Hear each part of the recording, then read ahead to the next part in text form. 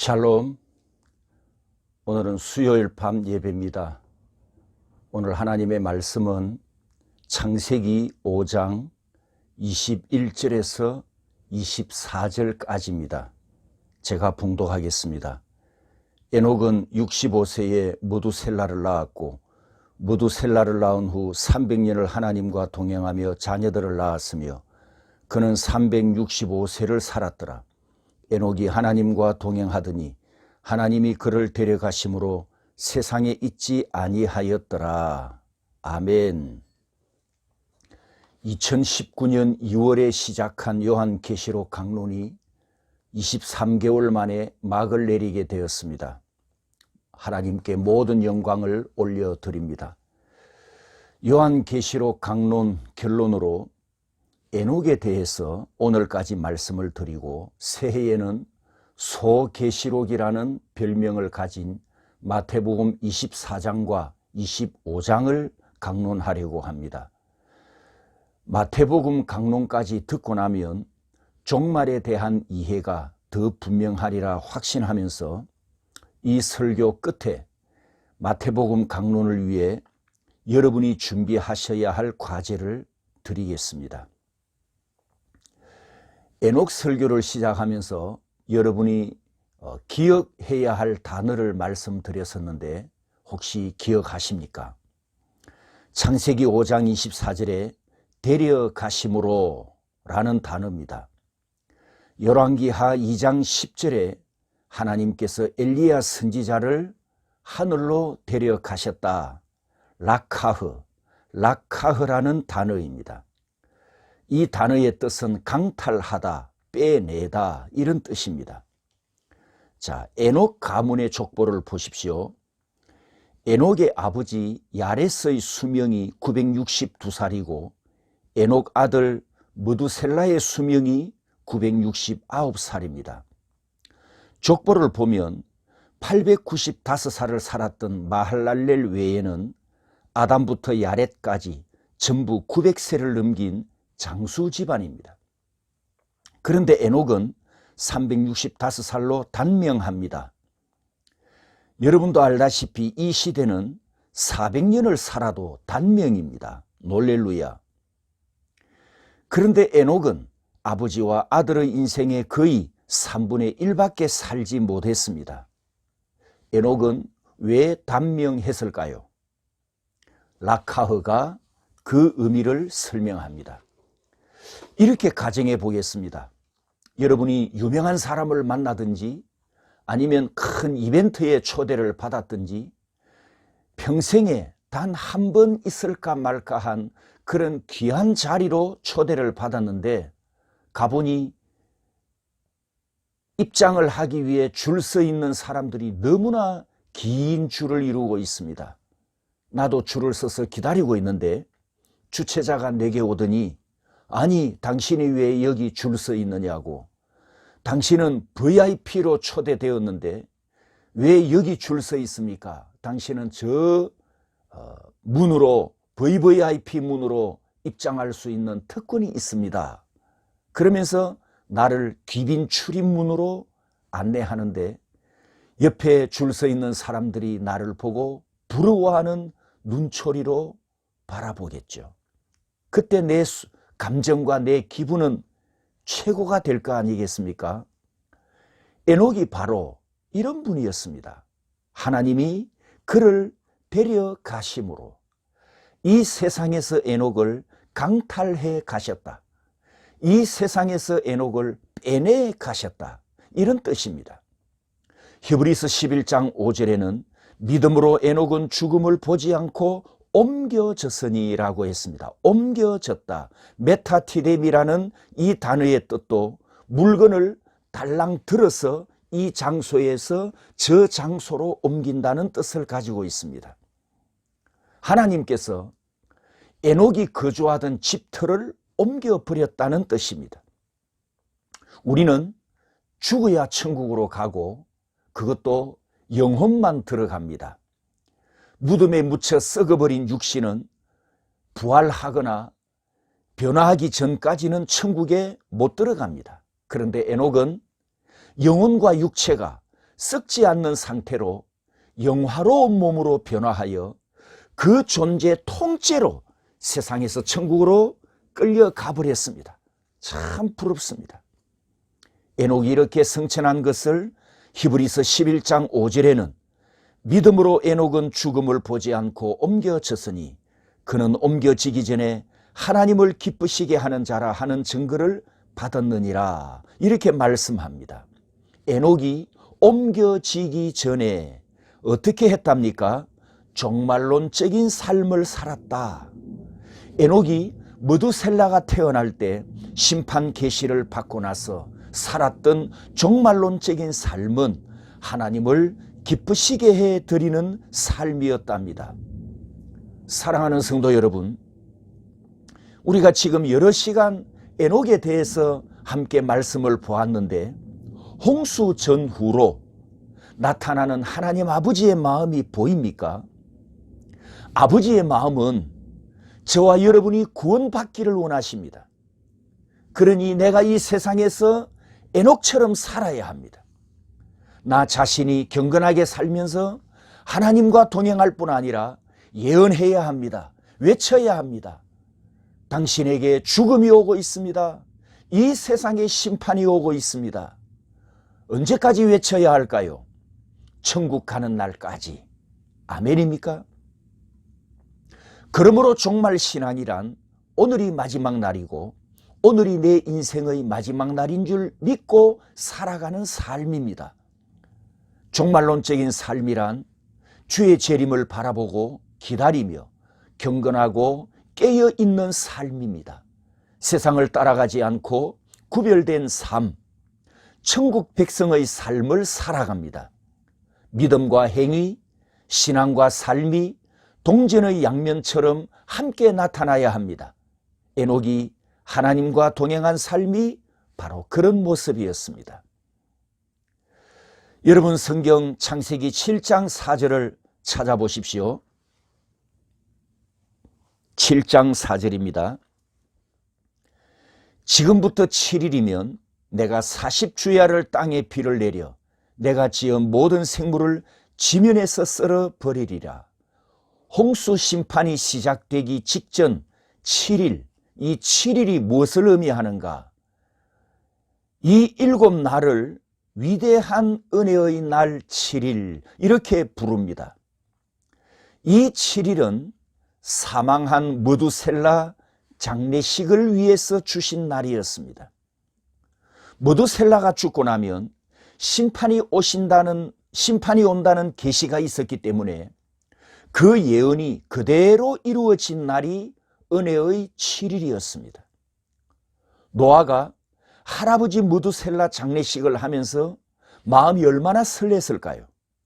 모두 심판한다 하셨고 120년 동안 외쳤는데 한 명도 회개한 인간이 없이 자기 식구들만 종말을 준비하는 삶을 살아왔고, 과연 물 심판이 어떻게 전개될 것이며 또 그 후는 하나님께서 우리 가족을 어떻게 인도해 가실 것인가, 이런 설레임으로 7일을 기다렸겠죠.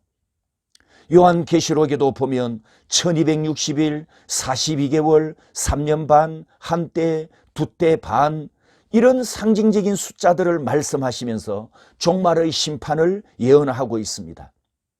하나님께서 노아에게 말씀하십니다. 노아야, 내가 전도할 수 있는 날이 이젠 마지막 7일 뿐이란다. 이 마지막 7일이 노아에게는 은혜의 7일이었고 마지막 사인이었습니다. 성도 여러분, 복음서와 요한계시록에 종말에 대하여 말씀하실 때 두 가지로 말씀하십니다. 때 혹은 시기와 사인 혹은 징조, 표적, 이것으로 말씀하십니다. 하나님께서 세상을 심판하실 때 아무도 눈치채지 못하게 갑자기 오셔서 인간들을 다 청소해 버리는 잔인한 하나님이 아니십니다. 반드시 경고의 말씀을 주셨고 회개할 기회를 주셨고 죄인들이 하나님께 돌아오기를 기다려 주셨습니다. 수천 년을 기다려 주셨습니다. 많은 선지자들을 보내어 외치게 하셨습니다. 많은 증인들을 보내어 예수 그리스도의 복음을 증언하게 하셨습니다. 그 역사의 현장 한가운데 이 시대에는 저와 여러분들이 증인으로 서 있는 줄 믿습니다. 할렐루야. 그러므로 이 남은 기간 동안 우리도 열심히 복음을 전해야 될 줄 믿습니다. 홍수 전에는 에녹이 심판을 예언하는 사인이었듯이 이 시대는 저와 여러분들이 세상을 향한 종말의 사인인 줄 믿습니다. 그러므로 우리에게도 남아있는 7일이 있는데 우리에게 남은 7일은 예수님이 다시 오실 때까지입니다. 그리고 내가 이 땅에서 눈을 감을 때까지입니다. 성도 여러분, 노아는 당대의 의인이었고 하나님과 동행한 믿음의 사람이었습니다. 120년 후에 일어날 홍수 심판 계시를 받았을 때 의심하지 않고 종말을 준비하는 방주를 만들었습니다. 노아 600살의 홍수 심판이 시작되었고 그는 950살까지 살았기 때문에 홍수 후에 350년을 더 살았습니다. 그런데 홍수 후에 노아 인생에 대한 이야기가 성경에 없습니다. 마지막으로 기록된 노아의 행적은 술 취한 이야기뿐입니다. 그 후로는 성경에 노아에 대해서 단 한 글자도 기록되지 않았습니다. 그렇게 위대한 노아였는데 하나님과 동행한 선조였고 말씀대로 준행하며 방주를 만들었고 히브리서 11장 7절에는 악한 세상을 향하여 악하다고 정죄했었고 베드로후서 2장 5절에는 악한 세상을 향하여 구원받을 길, 곧 의를 증거하였던 당대 최고의 믿음을 가진 사람이었습니다.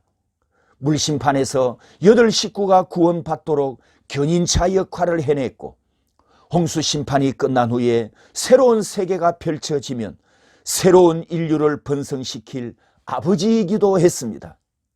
그런 노아였는데 홍수 후 인생사를 성경에서 외면해 버렸다는 사실입니다.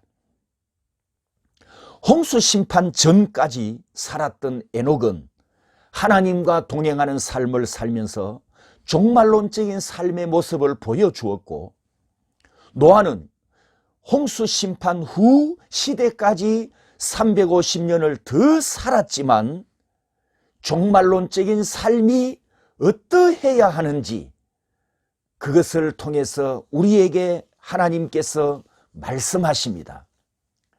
다시 말씀드립니다. 창세기 6장 3절을 보면 노아가 방주를 만들며 기다린 종말의 시간은 120년입니다. 그 120년은 노아가 깨어 기다렸던 종말론적인 삶을 살았던 시간입니다. 방주를 만드는 그 행위 자체가 하나님의 말씀에 순종하는 삶이었고 120년 후에 오고 있는 홍수 심판을 준비하는 삶이었음에 틀림없습니다. 수천 년이 지난 후 신약 성경 히브리서와 베드로서에 기록될 만큼 노아의 삶은 인정을 받았습니다. 히브리서 11장에는 믿음으로 하나님을 기쁘시게 했다고 증언하였습니다. 그런데 이제 홍수가 끝이 났습니다. 새로운 세상이 펼쳐졌습니다. 악인은 한 명도 없었죠. 적도 없습니다. 대적자도 없습니다. 조롱하며 핍박하는 원수도 없습니다. 지구 전체가 노아 8 식구 소유가 되면서 아담에 이어 두 번째 부동산 왕이 되었습니다. 하나님께서 무지개를 보여주시면서 다시는 물로 심판하지 않겠다고 약속하셨으니 홍수 후 시대에는 노아 인생에 종말도 없고 심판도 없습니다. 어두움은 다 지나갔습니다. 이제 신천신지가 열렸는데 온 세상이 노아의 소유입니다.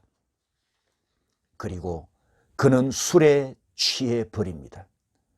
종말 신앙이 노아에게서 사라져 버렸다는 뜻입니다. 종말 신앙이 사라진 노아에게 종말론적인 삶의 모습이 사라져 버렸으니 하나님께서도 그의 인생사를 기록할 가치가 없어 성경을 닫아 버렸습니다. 놀렐루야. 사랑하는 성도 여러분, 노아가 술에 취했다는 것은 종말론적인 삶이 사라졌다는 의미입니다. 긴박함도, 깨어 있어야 함도, 경건함도, 매일매일 긴장하며 살아야 할 이유도 다 사라져 버렸습니다. 홍수 전과 홍수 후에 나타난 노아의 삶의 모습이 오늘 우리에게 증언하고 있습니다. 종말이 없는 삶, 종말을 잊어버리거나 종말을 놓쳐버린 삶이 어떻게 방종해지는가를 사실 그대로 보여주고 있습니다. 그래서 신약 성경에서 우리에게 경고하시는 말씀 중에 깨어라, 취하지 말아라, 이렇게 말씀하셨다는 것을 기억하십시오. 예수님께서도 말씀하셨습니다. 예수님이 다시 오시는 그때에도 노아의 때와 같으리라. 노아의 때와 같으리라. 노아의 때와 같으리라. 아멘, 아멘. 종말을 무시하고 하나님의 심판을 조롱했던 홍수 직전 악한 사람들과 홍수가 끝난 후에 긴박한 종말이 사라진 세상에서 종말 신앙이 사라진 사람들에게 하시는 경고입니다. 사랑하는 성도 여러분, 지금 내게도 마찬가지입니다. 종말은 분명히 오고 있습니다. 믿습니까? 두 가지 모습으로 오고 있습니다. 에녹 인생사에 개인 종말이 왔던 것처럼 내 인생에도 사망이라는 종말이 하루하루 다가오고 있습니다. 홍수 심판으로 노아와 모든 인류가 역사적인 종말을 맞이했던 것처럼 우리가 살고 있는 이 세상 끝날에 온 인류가 맞이할 역사적인 종말이 최후 심판과 함께 다가오고 있습니다. 어느 것 하나도 내 마음대로 피할 수가 없습니다. 그 때와 그 시기를 내 마음대로 조정할 수도 없습니다. 그러므로 성도 여러분, 종말을 망각하면 안 됩니다. 종말을 망각하면 종말 신앙도 망각 속에 던져버리게 됩니다. 종말을 망각하면 종말론적인 삶도 실종되어 버립니다. 그게 바로 노아 때의 모습이었습니다. 노아의 때에 홍수 직전까지 사람의 딸들과 결혼하였던 하나님의 아들들의 악행만 보면 안 됩니다. 홍수 심판이 끝난 후에 노아의 삶에서 종말론적인 삶이 실종된 모습을 보면서 오늘 저와 여러분들도 경고를 받아야 합니다. 예수님께서 노아의 때와 같으리라고 하신 이 말씀에서 홍수 전과 홍수 후 두 모습을 다 거울로 삼아야 한다는 말씀입니다. 그러므로 요한계시록 22장에서 주님이 말씀하시기를 내가 진실로 속히 오리라. 내가 진실로 속히 오리라는 예언을 우리가 받았으니 에녹처럼 개인의 인생사에서 죽는 날까지 하나님과 동행해야 하고 홍수전 노아가 방주를 만들며 종말을 준비한 것처럼 우리도 오고 있는 최후 심판을 피할 준비를 하며 살아가야 합니다. 천사들의 나팔 소리와 함께 신랑이 오신다는 외침을 들을 때 두려운 소리가 아니라 기쁘고 춤추고 행복하게 기다렸던 소식이 되도록 신부 신앙을 준비했다가 신랑을 맞이하는 저와 여러분이 되시기를 주님의 이름으로 축복합니다. 제가 내가 진실로 속히 오리라 이렇게 외치면 여러분은 아멘 주 예수여 오시옵소서 이렇게 화답해 주십시오. 내가 진실로 속히 오리라. 한 번 더 하겠습니다. 내가 진실로 속히 오리라. 아멘 주 예수여 속히 오시옵소서. 아멘 아멘 할렐루야.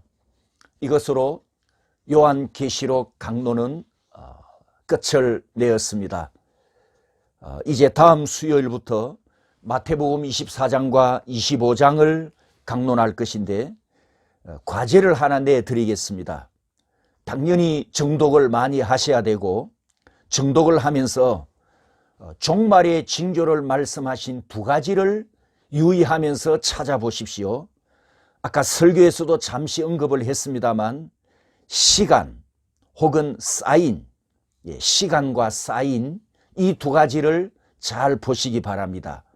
다르게는 때, 표적 혹은 징조, 이 두 가지를 유의하시고 마태복음 24장과 25장을 정독해 보시면 이 두 개가 종말의 비밀을 푸는 키, 열쇠가 되기 때문에 종말을 이해하는 많은 도움을 얻게 될 것입니다. 할렐루야. 기도하겠습니다. 우리 인생의 주인이 되시며 생명의 주인이 되시는 하나님을 찬양합니다.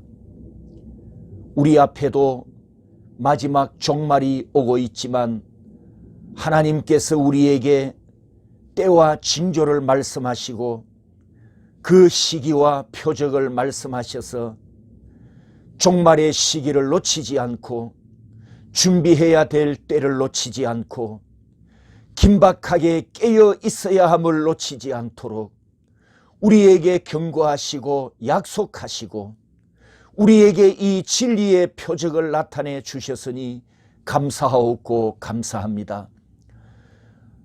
내가 진실로 속히 오리라. 예수님께서 세상에 다시 오실 것을 우리에게 약속해 주신 그 말씀, 그 사랑의 편지를 감사합니다. 산 소망을 가지고 기다리는 주님의 신부로 살게 하셔서 이 마지막 때에 경성하며 경건하며 깨어 있으며 준비해 있다가 밤중에 도적같이 예수님이 오시더라도 그 신랑 예수님을 맞이할 수 있는 신부 신앙으로 준비하게 해 주시옵소서. 세상에 취하지 않고 밤중처럼 잠자지 않고 낮에처럼 깨어있는 거룩한 삶을 살아가는 종말 신앙을 가지고 승리하게 해 주시옵소서.